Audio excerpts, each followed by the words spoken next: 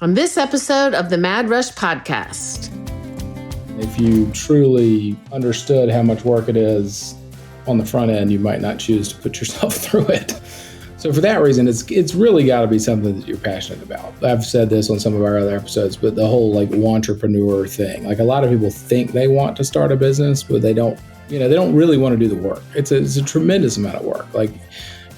Staying at the bank and working 60 hours a week would have been a hell of a lot easier and safer than what I'm doing. So you got to really make sure that it's something that you are really dedicated to doing. You keep thinking that, if we can just get to here size-wise or revenues-wise, then this is all going to get easier because I can hire more people and this, that, and the other. And it doesn't get easier. It's just the problems change and the challenges change. Welcome to the Mad Rush podcast. I'm Trisha Addix, the original sorority rush consultant. While the stories I have to share are nothing short of astonishing, this podcast goes beyond the wild client tales and sorority life. I'll be engaging with fascinating guests from both within and outside the Greek world, uncovering the surprising connections that bind us all together. Join me for a journey that's as entertaining as it is enlightening. Welcome to Mad Rush.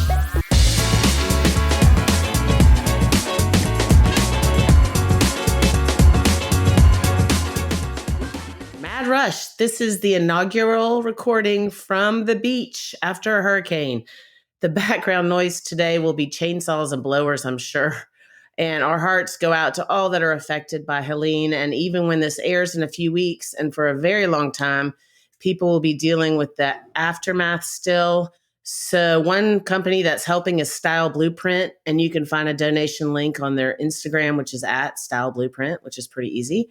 And speaking of style, football season is upon us, and I'm talking to today a huge Georgia fan also, and we had a tough loss to Alabama.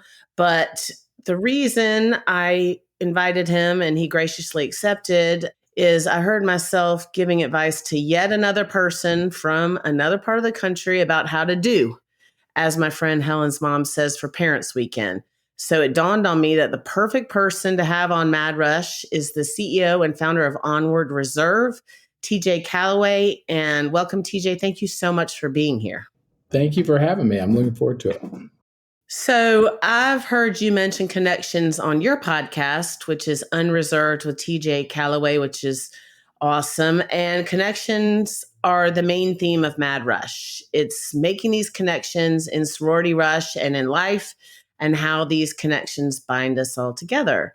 So TJ, you and I have the obvious connection of both being Georgia Bulldogs, where we were both in the Greek community, but we're also entrepreneurs, I cannot say that word, who started companies that began as niche Southern companies. And I think we even launched our podcast the same week or close to it. Oh, cool. We both lost our dads at an early age, and I think we're both striving to be more like them. I know I am, and we both cherish our families.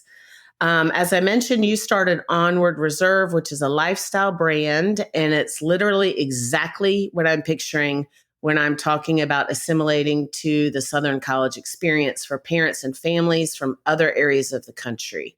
I'm blown away by your ability to anticipate what people need and want, even if they don't know it yet. So can you tell me or us about starting Onward Reserve? I can say that one.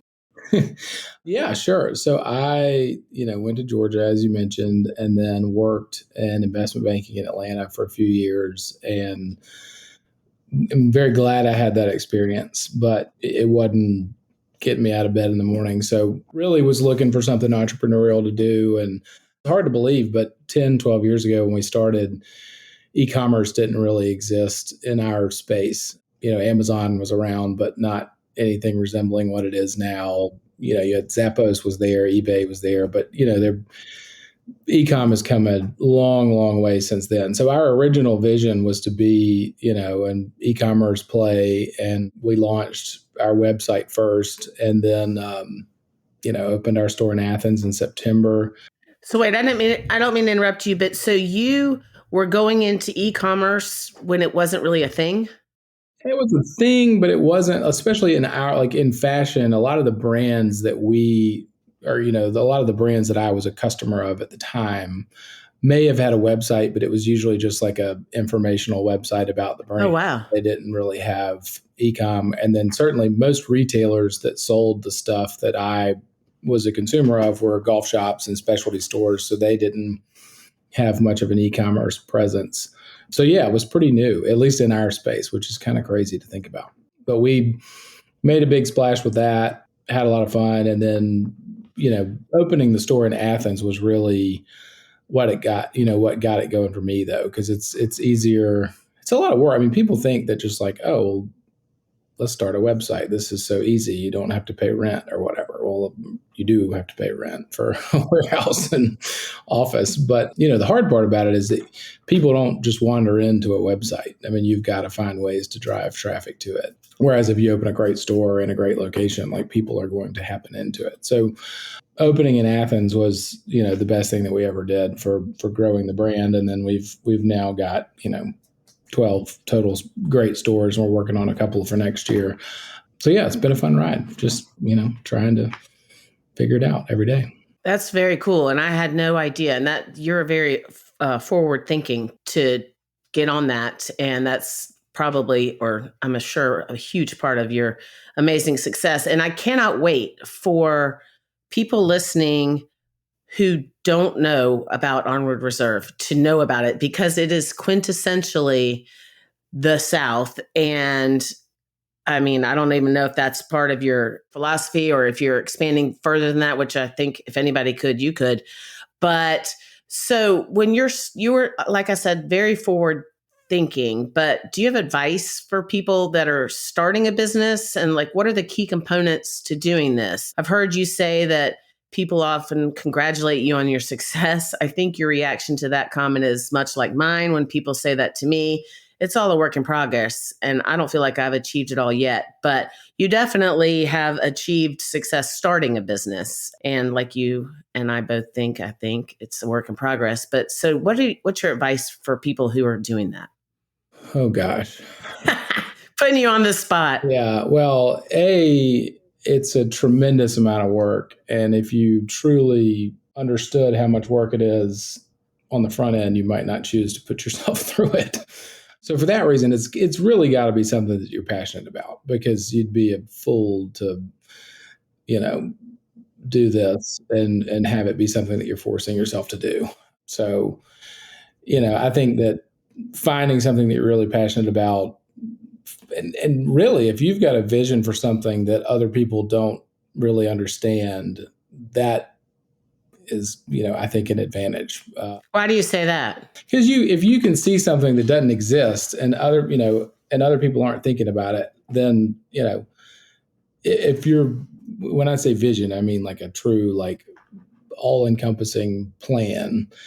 It's always when you look back at some things that go well, it's just like, oh, and everybody says, why didn't I think of that? And it's like, well, which brings me to another idea, or another just concept of, the whole, I've said this on some of our other episodes, but the whole like entrepreneur thing. Like, a lot of people think they want to start a business, but they don't really want to do the work. It's a tremendous amount of work. Like, staying at the bank and working 60 hours a week would have been a hell of a lot easier and safer than what I'm doing. So you got to really make sure that it's something that you are really dedicated to doing, not just that you want to do. And it's just a lot of work. And it's, you keep thinking that, oh, well, if we can just get to here size wise or revenues wise, then this is all going to get easier because I can hire more people and this, that, and the other. And it doesn't get easier. It's just the problems change and the challenges change. But So you said 60 hours a week, but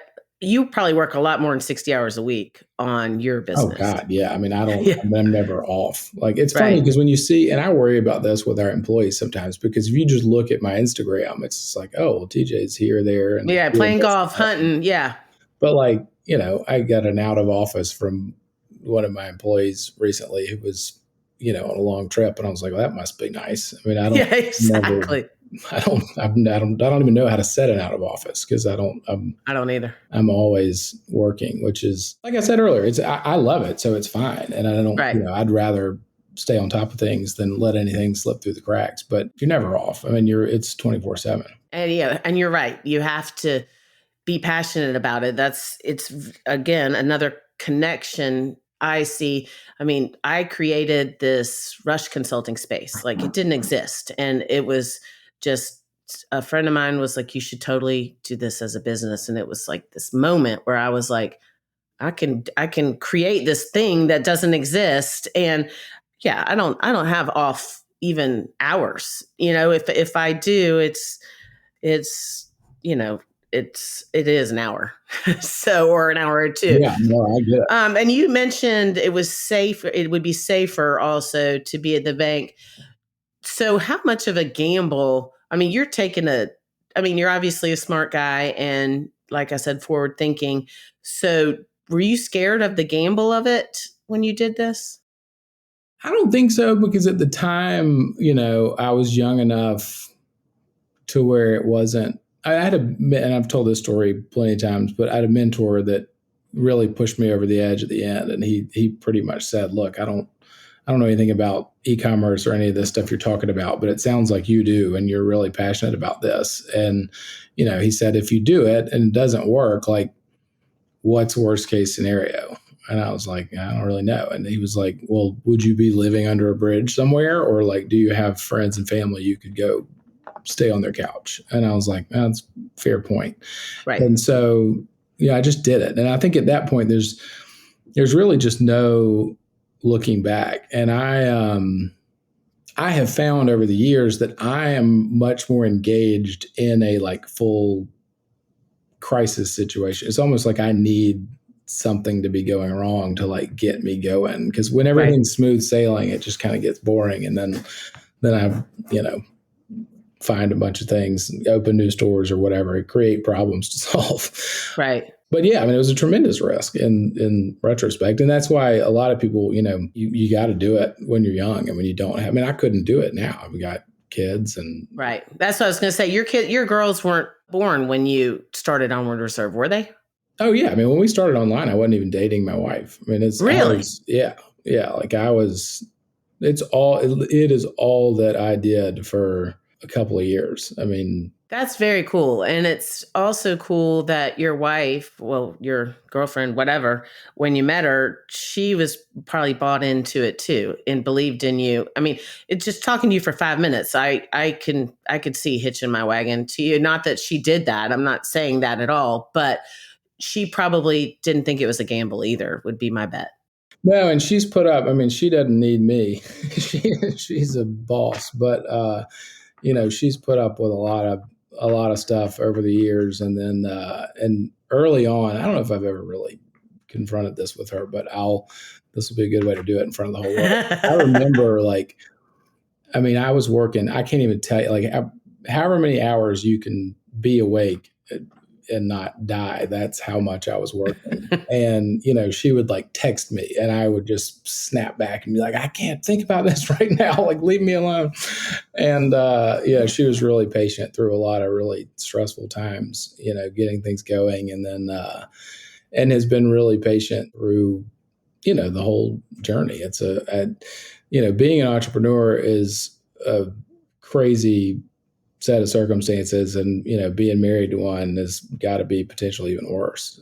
You've been patient. Yeah, both my husband and I are. My husband worked for a company for a very long time, and then he decided to start a company. I guess it's been about 18 months now, and so our world is that, both of us. But I did not have a gamble because meaning I had a safety net, which made it a lot easier for me. I was raising kids and they were about to be out of the house. And so for me, it wasn't, you know, a gamble as far as the possibility of sleeping on someone's couch or whatever. But I think that is cool that she supported you and has, like you said, she is the boss of your world. So that's really cool. So one of the main things main reasons, besides hearing your story, which is so compelling, main reasons that I wanted you to be a guest on this podcast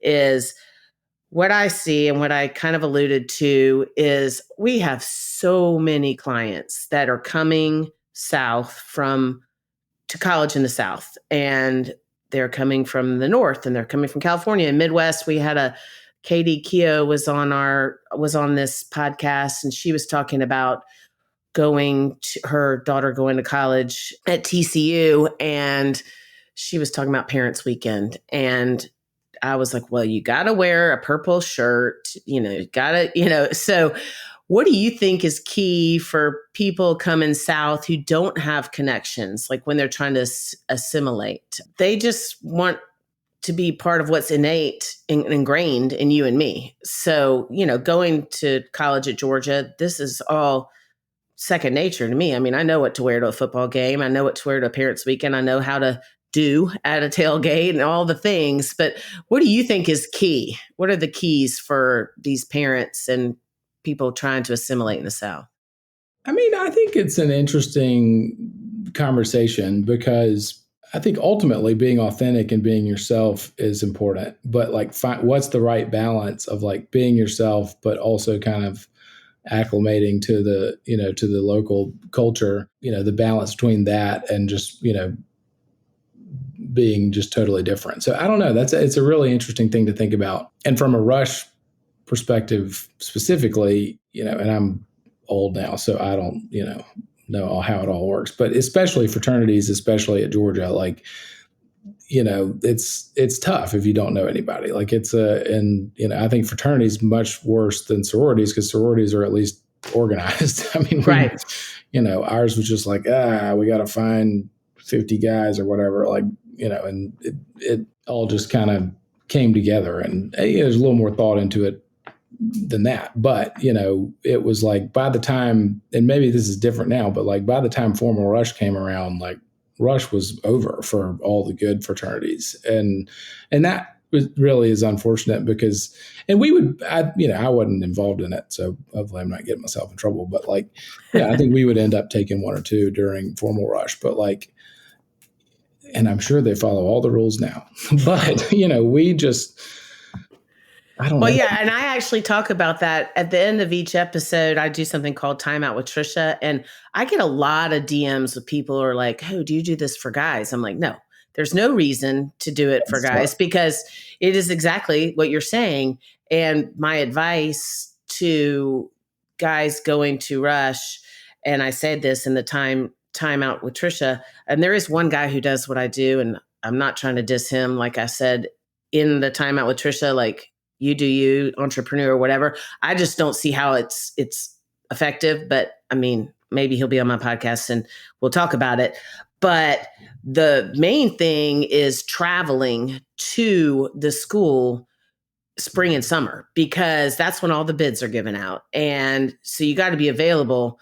I have friends whose kids were camp counselors or whatever at that point, after senior year. And I'm like, yeah, you gotta be at the school at these parties because by the time formal Rush gets there, like you said, there may be one or two bids left, but there aren't many. But that said, and you brought up something that is really important, and it's really important that people understand as far as Rush being authentic. So I get some blowback with people thinking that I'm trying to make girls wear a lot of makeup or not wear makeup or do anything. It's all about being authentic. It's all about being authentically you, but you also don't want to stick out like a sore thumb. So there's a balance there as far as assimilating. Yeah, but I think it's just being confidently yourself.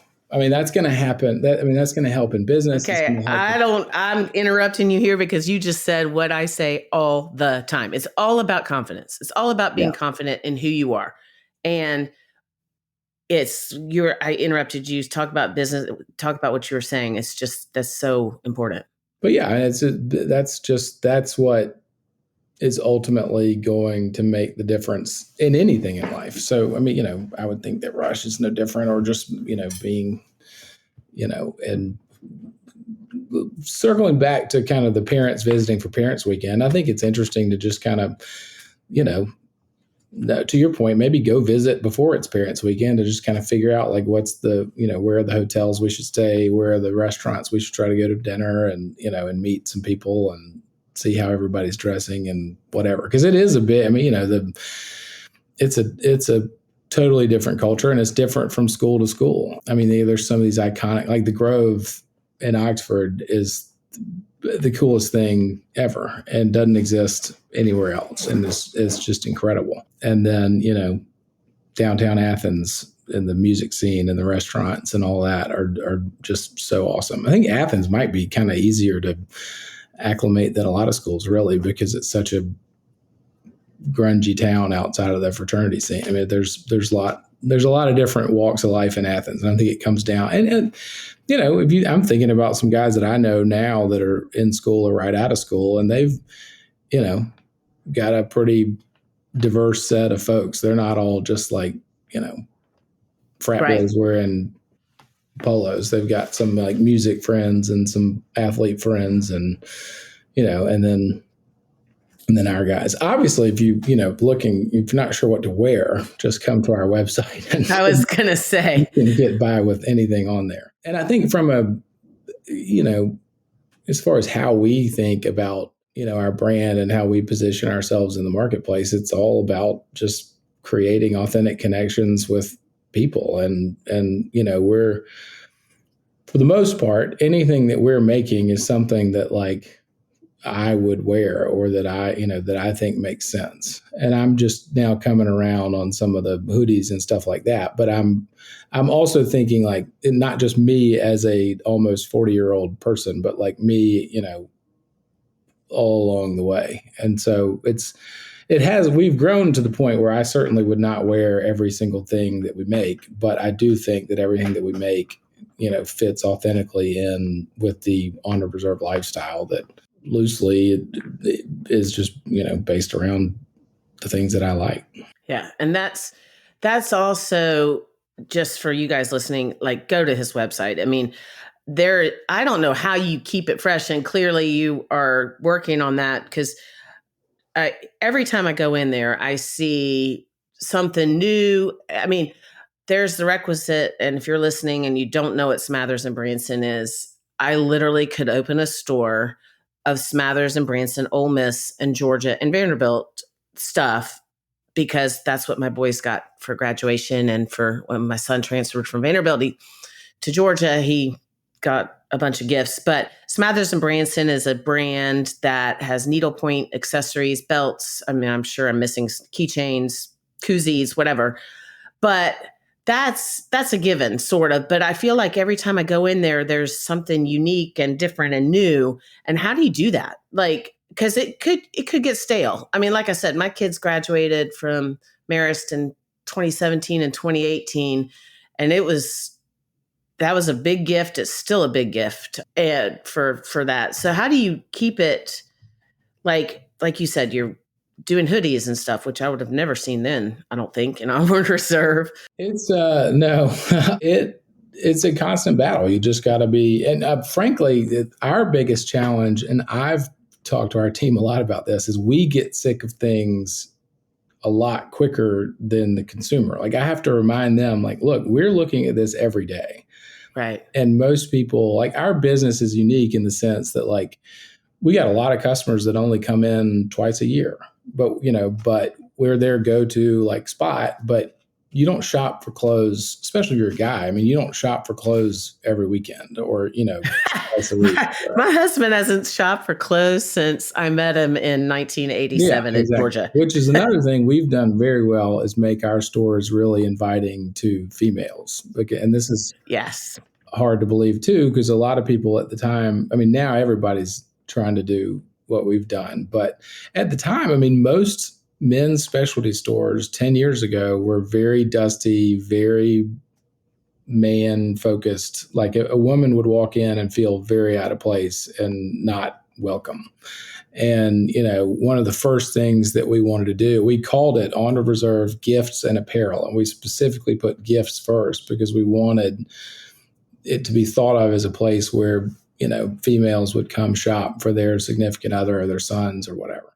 So that was a very thoughtful part of it. But back to, I go off on tangents pretty easily. Back to the Join the club. point is, if anything, we have to try to slow down because we get sick of stuff and we want something new. And then I tell everybody, I'm like, y'all, this is still like this sweater, it sells very well. Why are we changing it? Like, right. So it's kind of interesting. We have to sort of balance, our desire to work on something new with, look, this is a core item. It sells great. Why would we mess with it? Yeah, that's a good point. I didn't even think about, but you're right. Yeah, I mean, and I would not see a world in which you would get rid of Smathers and Branson, but it seems to me going in and yes, I buy every gift for males in my life at Onward Reserve every single year. Well, it's just because, it's just easy. It's easy to get unique gifts and cool things. And I remember when brackish bow ties were, I had seen one, I don't know, randomly on somebody famous. And I was like, I bet you Onward Reserve has them. And you did. Yeah. And so it's just, and that's also a cool thing for parents' weekends. But yeah, it's very cool to me that you keep it fresh, make it fun for me. Half of my friends work at Onward Reserve in their second or third iteration of life. So here's just a fun question. If I had $500, so I'm coming from New York, if I had $500, which you probably would have more than that, to spend at Onward Reserve, I was going to any SEC Parents Weekend in the beginning of September, which means no sweaters. What should I buy? Like, what would you buy? What would you say? If you go into Athens with $500, you're going to walk out and Suzanne will have gotten you to spend $1,500 and you won't know what happened. Exactly. Suzanne, who runs our Athens store, and she doesn't even know she's doing it. Like she doesn't, it just comes second nature. And it's so funny to watch her interact with customers because she'll just walk over and say, ooh, like, buddy, that doesn't look good on you. We need to work on that. And then she'll just, that's awesome. So I would say just go to Athens because Suzanne will tell you exactly what there you go. Like she's not going to beat around the bush. And she, forces, moms love her because they'll bring like their 15-year-old son in and Suzanne's just like, buddy, you need to try those on. And they're like, no, I'm fine. She's like, try them on. And then the moms are just like, thank you. Yeah. So she will, I guarantee you, you'll end up, the sport coat will cost more than $500. But I would say, 5-pocket pants for sure. And I prefer our classic 5-pocket. And then, for game day, it kind of depends on like where you're going to be going, who you're going to be sitting with, but either a, button down but most people at this point are still buying the performance golf shirt. So probably, 5 pockets, performance golf shirt. And the school colors.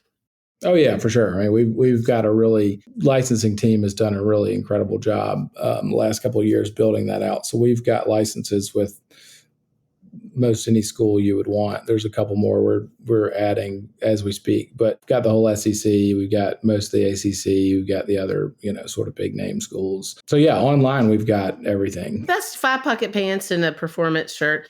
And I'm going Smathers and Branson and belt. Smathers belt, and you're there at the 500. Yeah, exactly. Suzanne's gonna. Yes. So my husband and boys, well, my older son is married and he does like to shop a little more than, but yeah, it's a true thing. If I could get him in there, then it was good. And my husband, like I said, it's not bought clothes without me. I don't know how long, but he did allow me to go in and get blazers, but then he's all about not wanting to go get it altered, whatever. But I will say too, just for you guys out there that are listening, both my sons played football and had really muscular thighs, and that was a hard fit for them. And your classic fit pants were the first pants. I remember being so excited that I could have some good looking pants that weren't like the Peter Millar were always so tailored for their golfing friends. Yeah. But the Onward Reserve was the first place I found that my boys could wear their pants and look good. So that was Yeah, and the Harris pant for that guy in particular, the Harris pant that we released last year or earlier this year is incredible. good. It's our most kind of performance 5 pocket. It's Harris English, the golfer that we work with, PGA golfer, really designed. And they were pretty much his brainchild, and they're awesome, truly. And they like I'm a really hot natured person, and I wore them long pants to the Masters every day last year, and it was really hot a couple of days, and I was totally fine. But the other thing, a lot of the football players that we work with love those because they're so stretchy that they're big in the thighs like that. Yeah, that's good to know. And I am going to my older son was very excited when he could when, after college football was over, he was, able to start running and doing stuff that so his thighs were not he was very excited when he could wear normal people pants. That was Yeah. that was a big day for him. But yeah, the Harris pant, good to know. And definitely if you're listening, Onward Reserve is the place that you should go for all this stuff. And I am so honored that you were here. The most important question of the day for you, and the main thing we need to discuss, is can you hook me up with Georgia, Florida tickets? I'm just kidding. Sorry. Mike can. Yeah. Let me look.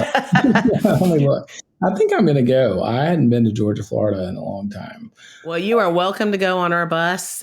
We do it right. We do a bus from Sea Island, St. Simon's, and take it down to Jacksonville, and then we have a tailgate set up for us there. We do it right. It's a fun day, and if you do it right, it's a really fun, easy day, and I highly suggest going. Yeah, it's awesome. We just hadn't done it because it's usually with Halloween and everything with the kids. I feel like we always have plans to do it and then we never do it. But I think we're going to try to do it this year. I think you should. And if you take the girls in there, I'm sure they have Georgia cheerleading outfits. Oh yeah, we'll be there this weekend. We've got everything all teed up. It'll be fun. Wow, it's going to be a big weekend in Athens. So this will air after this weekend, but what's coming up, what he's talking about is Georgia Auburn, which is homecoming. And I am really hoping that we have a great, fun, safe weekend for everybody and get a Georgia W. Yeah, so, I would hate to be Auburn right now with us coming off of that game last weekend. And that's the thing. My husband, again, we both went to Georgia, and our son coached football at Georgia, and we're big Georgia people. And they're always kind of glad when we have a loss like that because they know we're coming back. They looked so good. Like at the end of the first quarter, I was just like, well, this is going to be unfortunate to, chat with my Alabama friends next week. But it's been really cool, in my position at Onward and everything we do with Georgia. I've gotten to know a lot of the guys, and it was really cool to watch them stay in it and fight as hard as they did. Yeah. And that was incredible. Like, I don't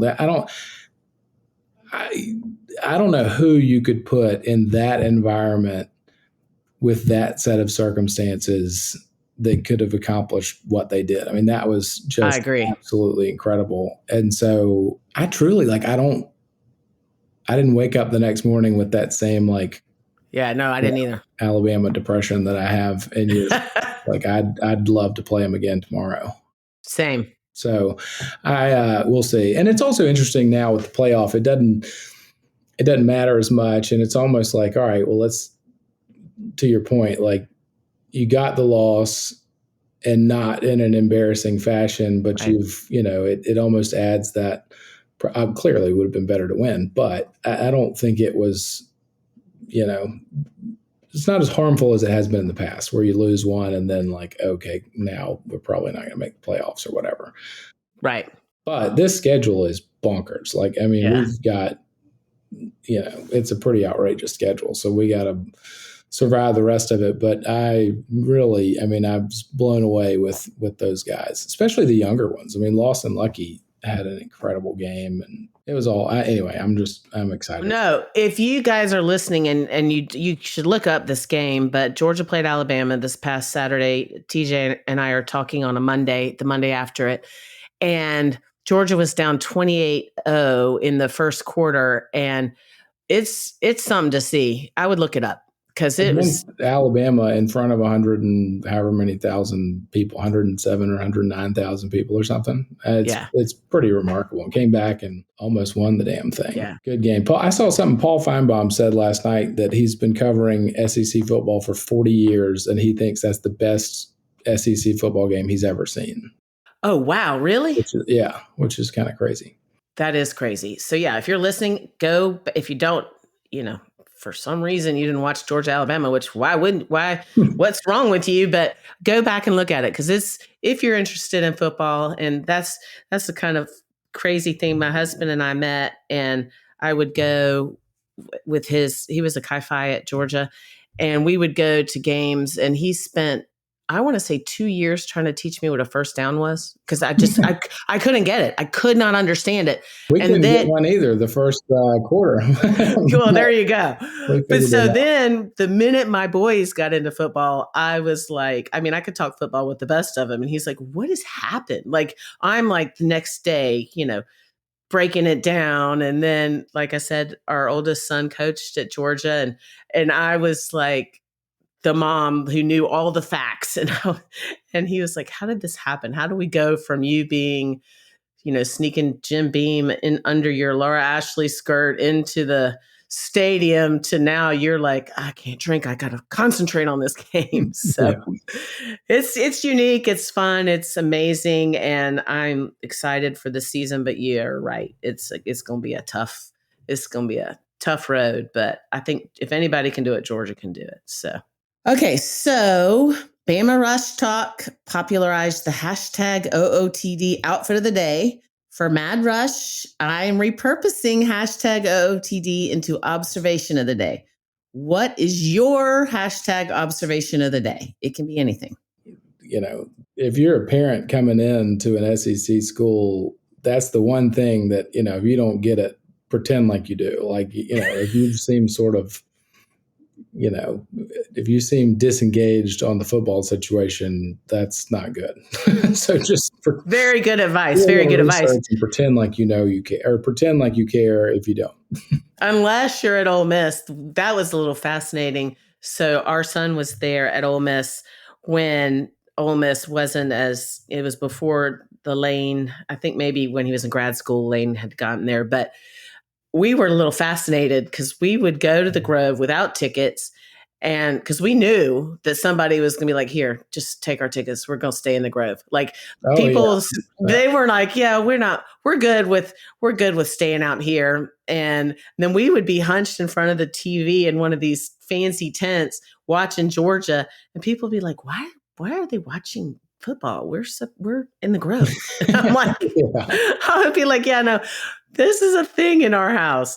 So yeah, but you can get away with, as long as you are Grove savvy. You don't have to be football savvy at Ole Miss, or maybe you do now. Well, I think now you do, but certainly when I was in school, it was more about the party. I mean, my best friend from college is from Memphis, and Georgia played Ole Miss our sophomore year, maybe.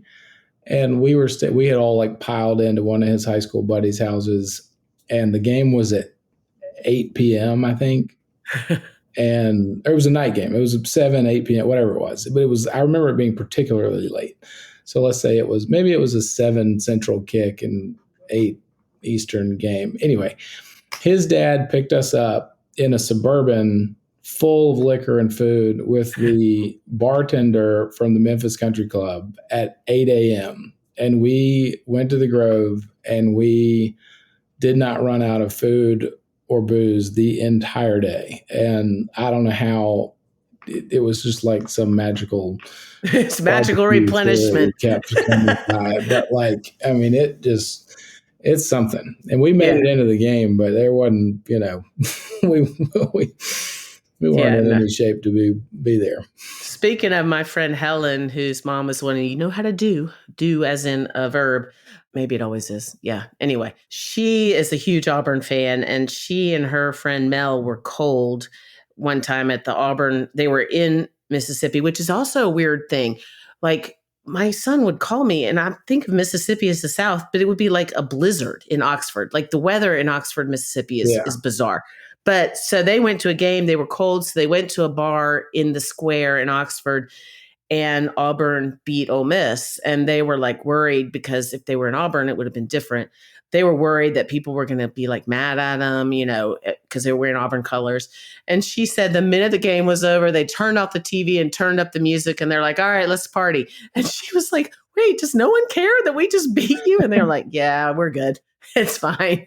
It's changed now. But in Athens, when I was in college, like if Georgia lost at home, like nobody went out. We just went home. Right. That's what she was saying. She was like, if this had been in Auburn, we would not be okay. And the bar was just like, all right, well, but I do, like we said, I think that's changing, and that's good because I sure do love my son, and I would love for him to enjoy some really good years of Ole Miss football. So I'm hoping that they win outright or get in the playoff because I think that's it's exciting to see them in contention. I mean, they've been playing great. It's fun. I mean, the SEC is crazy right now. I mean, there's a lot of talent. Yeah, there is. It's fun to watch for sure.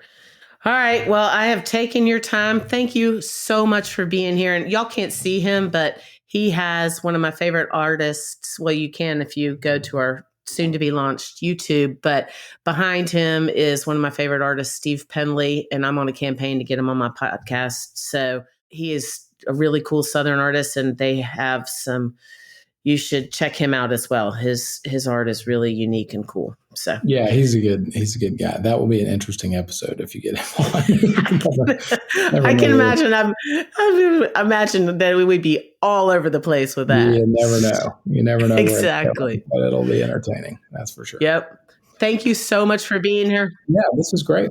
Y'all shop at Onward Reserve. If you take nothing away from this episode, if you want to look the part and still be authentically you, go to Onward Reserve online, and in the show notes, there will be his website. TJ's website will be there, and I think it's just onwardreserve.com, right? Yep. So go there and get you some football weekend stuff. Sure, we got it. Thank you so much, Trisha. This was great.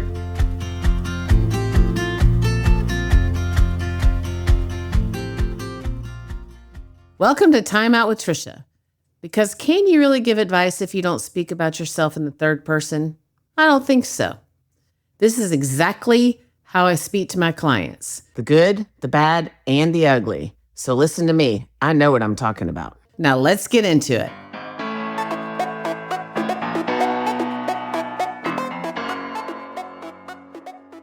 So if you're a senior in high school right now, you're likely thinking about where you're going to college.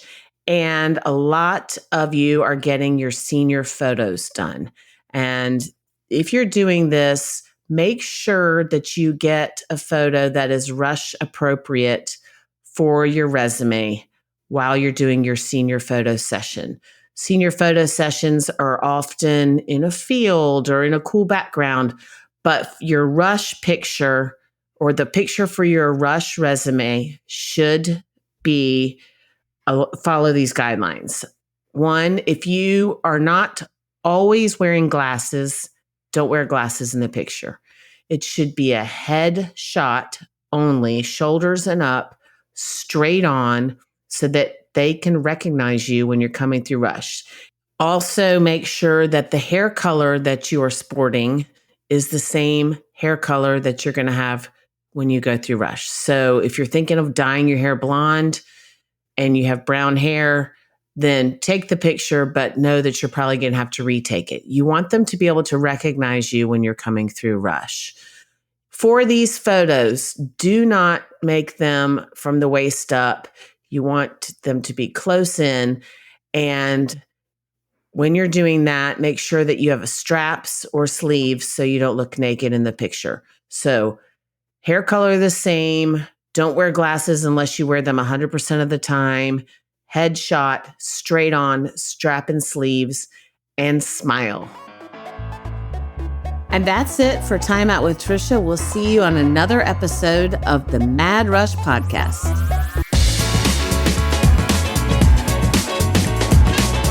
Thank you for tuning in to another episode of the Mad Rush Podcast. If you are enjoying this podcast, please consider leaving us a 5-star review. For additional Rush tips, updates, and more, please follow me on Instagram at Rush with Confidence. If you would like to reach out to us or for more information, please email info@madrushpod.com. This podcast is produced by Collier Landry and Don't Touch My Radio. Copyright Trisha Adams.